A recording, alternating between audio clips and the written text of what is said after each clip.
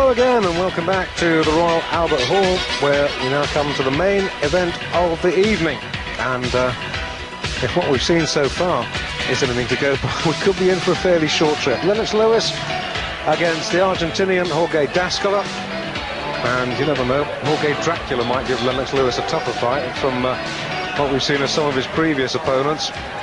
Lionel Washington, the American, was supposed to be Lennox Lewis's opponent tonight, but sadly for the American, his manager died just a week or so ago, so not unnaturally he pulled out of that fight. So Jorgé Dascola comes into the breach, and here's the Argentinian flag.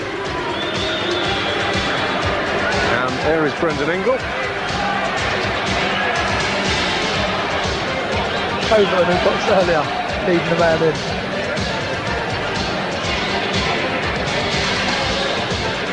And here is Jorgé Dascola.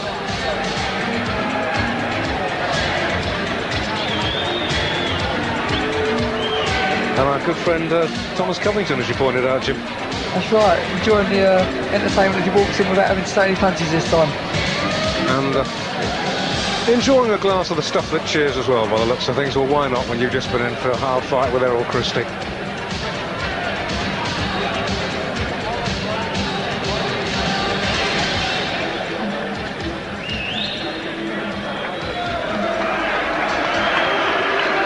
Well, Dascola gets into a thunderously quiet reception.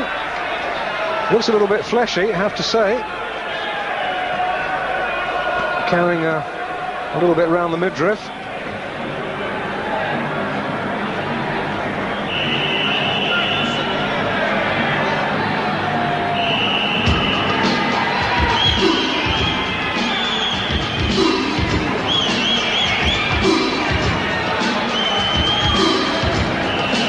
Time for the arrival of the man I suspect that the bulk of the crowd here tonight at the Royal Albert Hall have come to see.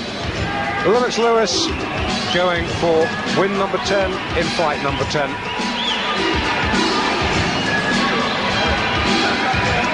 How many rounds do you see this going, Jim?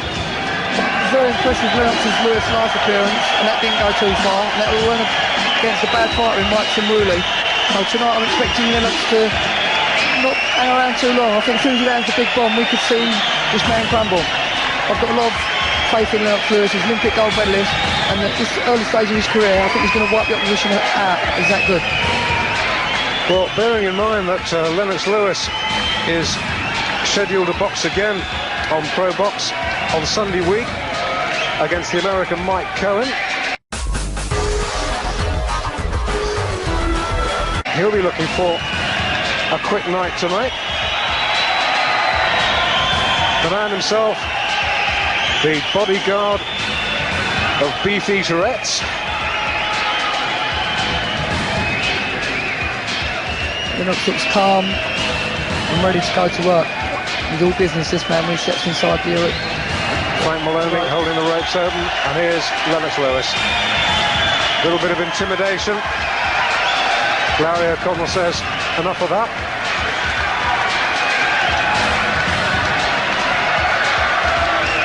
This looks a tough RG, prepared to play the game with Lennox, but when the bell goes and the action begins, they'll realise what a good fighter Lennox Lewis is. Well, the Argentinian gave Michael Dokes a tough fight for the North American title, got stopped in 11 rounds, but to go 11 rounds with Mike Dokes is no mean achievement.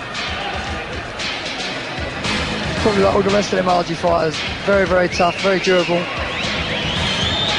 It's to be an interesting test of Lennox to judge him against the Michael Dokes performance, because that's what people will be looking to do if Lennox is looking for the stars, which I'm sure he is. Well, Argentinian heavyweight's got a reasonable pedigree going back to the days of Luis Firpo, a wild bull of the Pampas. And time for Alan Hughes now to make the formal introductions. We now come to the main attraction of the evening.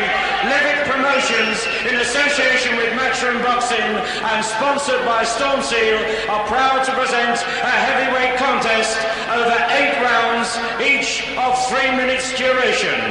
All your officials for this evening are appointed by the British Boxing Board of Control. Ladies and gentlemen, presenting and introducing to you in the blue corner with the blue and white shorts with a professional record of 14 presenting contests from Argentina, Jorgé Dascola.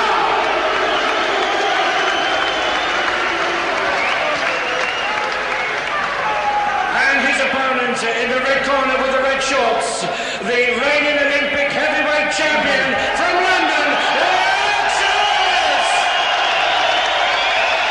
Lennox Lewis, his last two have ended inside a round.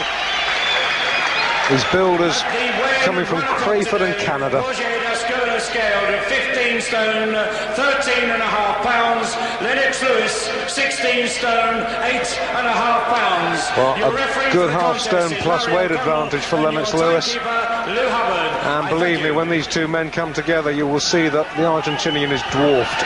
And he's not a small man.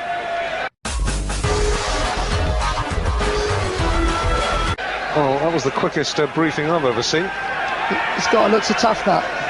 It's Argentinian. And Lennox has got to go out there now and show the class. This looks like it could be interesting, judging by the introductions, anyhow.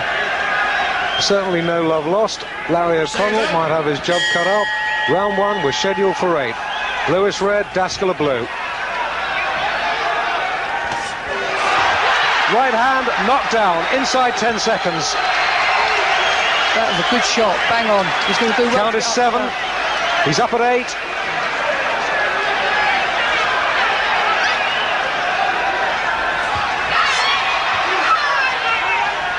The Argentinian desperately trying to get the jab working. Caught again. Lennox very calm, looking to pick the shot, not going crazy. And slung low.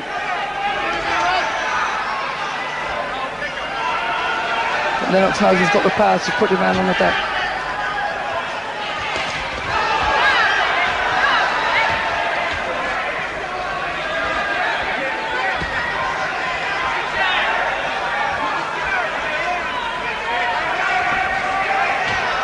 Dangerous right hand.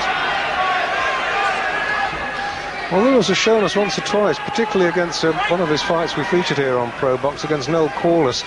Corliss caught him flush on the jaw in round 1 with a right-hander, and Lewis hardly blinked. So it suggests his chin's not bad. But by the same token, you don't want to go taking silly chances. Good defensive fight as well, Lewis. Tucks up when the shots come over, takes him on the arms and the gloves.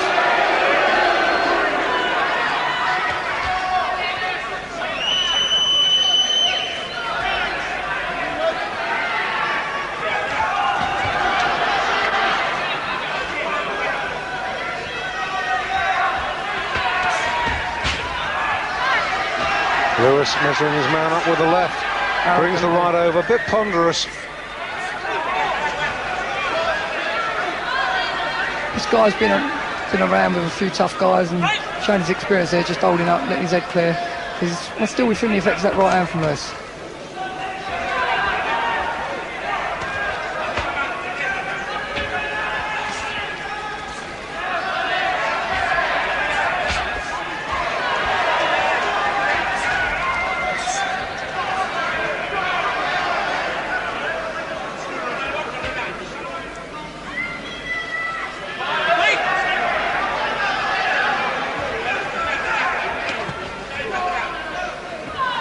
Fair play to the Argentinian, he's gritted his teeth and come back well in this round.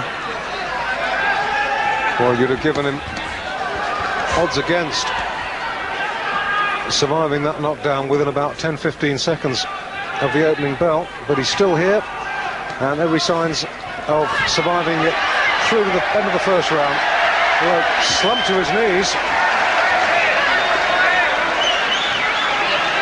That was on the blind side of me. I didn't see the punch that did it. It stopped. Right. No, Larry O'Connell's had enough. Larry O'Connell's had enough. Dascola desperately appealing that he was fit to go on.